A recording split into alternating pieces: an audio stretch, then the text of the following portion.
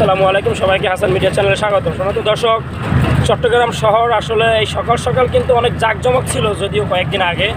এখন একেবারে ফাঁকা, নাই মানুষের কোনো আনাগোনা, নাই তেমন পরিবহনের চাপ, সব কিছুই একেবারে শূন্যর পথে প্রায়।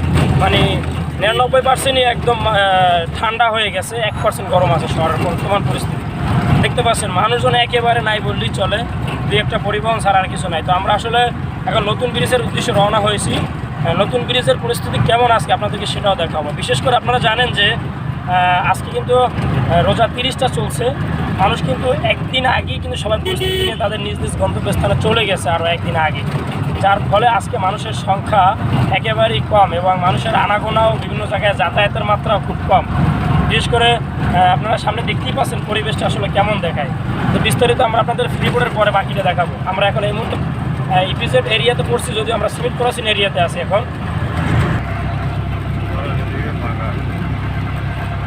আমরা এই মুহূর্তে ফ্রি ফুডের আশেপাশে রয়েছে, দেখতে পাচ্ছেন এখানে কিন্তু সেমই পরিবেশ, মানুষের আনাগোনা এবং গাড়ির পরিস্থিতি সবই কিন্তু মোটামুটি একই পর্যায়ে আছে।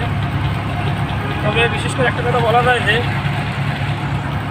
ফ্রি ফুড হচ্ছে সব থেকে জনবহুল এলাকা। এই জায়গার মতন পুরা চট্টগ্রামে আর কোনো জায়গা নাই, কারণ এখানে প্রায় লক্ষ লক্ষ শ্রমিক এই সিইপিজেড এবং কর্ণফুলী ইপিজেড দুই ইপিজেডে কিন্তু চাকরি করে থাকে। সেক্ষেত্রে একটা জনবহুল এলাকায় বলা যায়। তো এই এলাকাটাই একেবারে শূন্য, মানুষের আনাগোনা শূন্য। আশেপাশে যত দোকানপাট সব কিন্তু প্রায় 95% প্লাস দোকানপাট বন্ধ আছে এখন পর্যন্ত। যদি একটু সকাল সকাল মর্নিং টাইম সেই ক্ষেত্রে বন্ধ আছে। আর বিশেষ করে এগুলো বিকেল হলে অর্থাৎ দুপুরের পর অনেক দোকান খুলবে।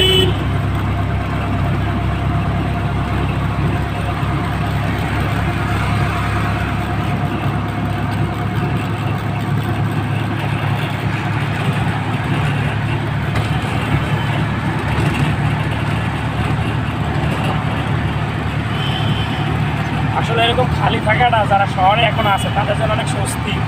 তারা অল্প সময় শহরের বিভিন্ন জায়গায় যাতায়াত করতে পারছে, সময় বেঁচে যাচ্ছে তাদের। এটা একটা স্বস্তিজনক বিষয় আসলে। অন্যান্য সময় যদিও যানজট থাকে, সরকার করার থেকে জাম লাগে, তবে এই জামটাও আজকে নাই, সব ক্লিয়ার আছে।